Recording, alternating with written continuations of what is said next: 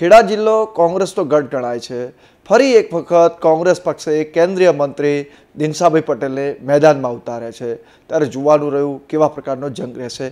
દિનસાભાઈ, ખાસ કરીને ફરી એક વખત મેદાનમાં ઉતર્યા છો, આપની ઈચ્છા નહોતી છતાં આપ મેદાનમાં ઉતર્યા છો પક્ષના આદેશથી। ત્યારે હવે તમે મુખ્ય કયા મુદ્દાઓ લઈને પ્રચાર કરી રહ્યા છો? સામાન્ય રીતે ઇલેક્શનની અંદર લોકોને મળવું, લોકોના વિચારો સમજવા, લોકો પાસે પહોંચવું અને જે વર્ષો દરમિયાન કામ થયા હોય એ કામોની ચર્ચા કરવી। એ ચર્ચા બાદ બી જે કોઈ પ્રશ્નો ઊભા થાય એ પ્રશ્નોને કેવી રીતે મૂલવીને એના નિકાલ માટે એને યોગ્ય જવાબ આપવા। ભારતીય જનતા પાર્ટી એમ કહે છે કોંગ્રેસના શાસનમાં સૌથી વધુ ભ્રષ્ટાચાર થયો। 2G સ્પેક્ટ્રમ કૌભાંડ હોય, કોમનવેલ્થ હોય, એટલે કે જ્યારથી દેશની આઝાદી મળી એટલે 60 વર્ષમાં સૌથી વધુ કોંગ્રેસે ભ્રષ્ટાચાર કર્યો છે। એટલે હવે દેશની જનતા વિકલ્પ ઈચ્છે છે। આપ શું કહેશો? ભ્રષ્ટાચારની વાતો કરતા હોય તો એનડીએ સરકારની અંદર પણ અનેક કૌભાંડો થયા છે, એક નહીં અનેક કૌભાંડો થયા છે, એમાં કોઈ છે નહીં। અને એમનું જ્યાં રાજ હતું કર્ણાટકમાં તો યેદુરપ્પાજીનું ભ્રષ્ટાચાર એ એમનો નાનો ભ્રષ્ટાચાર હતો। એમના ગુજરી ગયા, આજે મારે નહીં કહેવું જોઈએ કે વ્યક્તિ નથી, પણ એ વ્યક્તિ માટે આપણે ટીકા કરવી એ પણ મને યોગ્ય નથી। એમને વખતમાં પણ એમને ભ્રષ્ટાચાર કરેલો એને ભ્રષ્ટાચાર નહીં કહી શકાય। ગુજરાતની અંદર ગુજરાતના મંત્રીઓ દ્વારા ભ્રષ્ટાચાર થયા અને બહાર આવ્યા અને કોર્ટની અંદર સજા થઈ, ત્યાર પછીથી કોર્ટે શું ડિસિઝન આપ્યું એ પણ બધા જાણે છે। એટલે ભ્રષ્ટાચારની વાતો કરનારાઓ પોતાની અરીસામાં પોતાનું મુખડું જોવું જોઈએ। સાજી, ભારતીય જનતા પાર્ટીએ ફરી એક વખત રામ મંદિર, રામના ચરણે ગયા છે। સમાન સિવિલ કોડ 370 જેવી કલમોને ફરી યાદ કરી છે। આપ એને કઈ રીતે જોઈ રહ્યા છો? હું તો એવું માનું છું કે દર વખતે જુદી જુદી વાતો કરે છે। રામ મંદિર લાવ્યા, રામ મંદિર ના ચાલ્યું, પછી વિવેકાનંદજીને પણ લઈ આવ્યા, વિવેકાનંદજી પછી સરદાર પટેલ સાહેબને પણ લઈ આવ્યા। એટલે વિવિધ ટાઈમોએ વિવિધ જાતની વાતો કરીને ઇલેક્શન આવે ત્યારે જ વિવિધ પાસાઓને રજૂ કરવા। અને આ વખતે તો હું માનું છું રામ મંદિરનો મુદ્દો એમને તો જ્યારે ફરજ પડી ત્યારે જ એ 2 લાઇનનો મુદ્દો લીધો છે કે અમે વિચારીશું ને તે પણ નિયમ મુજબ, કાનૂન મુજબ થશે તો કરીશું।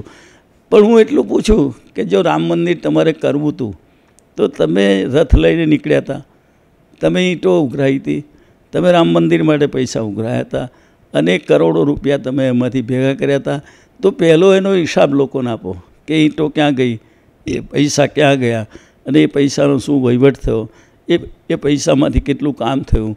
એ હકીકતમાં ચોખ્ખા તમે હો તો પહેલો લોકોને હિસાબ આપો તો મને લાગે કે આ વાત સાચી છે। બાકી હું માનું છું કે લોકોને ભ્રમ પેદા કરવા માટેનું છે।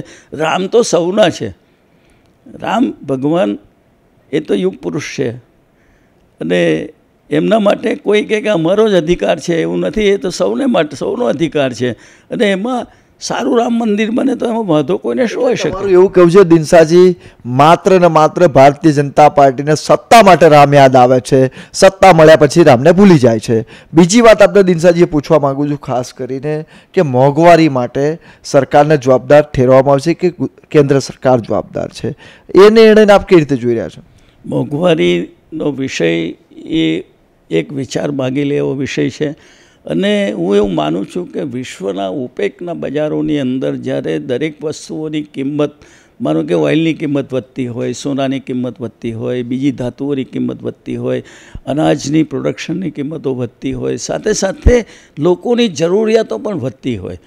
કારણ કે લોકોને પણ સારું રહેવાનું મળે, લોકોને સારા કપડાં પહેરવાના મળે, એમને ઉડવા પાથરવાનું સારું મળે, એમને ભણવા માટેની વ્યવસ્થા સારી કરવી પડે, એમને આરોગ્યની સુવિધા સારી આપવી પડે, સ્ટુડન્ટ્સને એજ્યુકેશનની નવી નવી યુનિવર્સિટીઓ બનાવવી પડે, નવી હોસ્પિટલો બનાવવી પડે અને રસ્તાઓ સારા સુધારવા પડે, નવી ઇન્ડસ્ટ્રીઝ ઊભી કરવી પડે, વીજળીના સાધનો ઊભા કરવા પડશે। જરૂરિયાતમંદ વસ્તુઓ, તમામ વસ્તુઓ લોકોને, દરેક વ્યક્તિને પહોંચી શકે એનો વિચાર કરવો પડશે। અને સાથે સાથે વસ્તી વધારાનો જે વિસ્ફોટ છે આ દેશનો, કે જ્યારે આ દેશ આઝાદ થયો ત્યારે આપણી વસ્તી 40 કરોડની અને એમાંથી 8 કરોડ પાકિસ્તાન એટલે 32 કરોડની વસ્તી જ્યારે આજે 125 કરોડ ઉપર પહોંચી હોય તો 125 કરોડ લોકોને વસ્તુઓ પહોંચાડવાનો જ્યારે પ્રશ્ન આવતો હોય અને દરેક માણસને સુવિધાઓ જ્યારે પ્રાપ્ત કરવી હોય, એમને સારું મકાન બી જોઈતું હોય, એક સારું હરવા ફરવા માટેનું સાધન બી જોઈતું હોય, એના બાળક 2 જોડી સારા કપડાં પહેરી શકીને બીજા સમાજ સાથે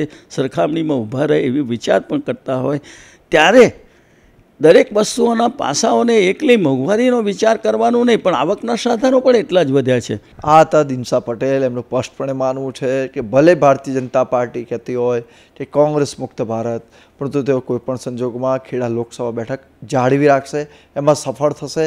ભ્રષ્ટાચારની વાત ભારતીય જનતા પાર્ટી કરે છે તો પક્ષાપક્ષથી દૂર રહીને ભ્રષ્ટાચાર દૂર કરવો જોઈએ. કેમેરામેન કેતન પંચાલ સાથે હિતેન્દ્ર બારોટ, ખેડા.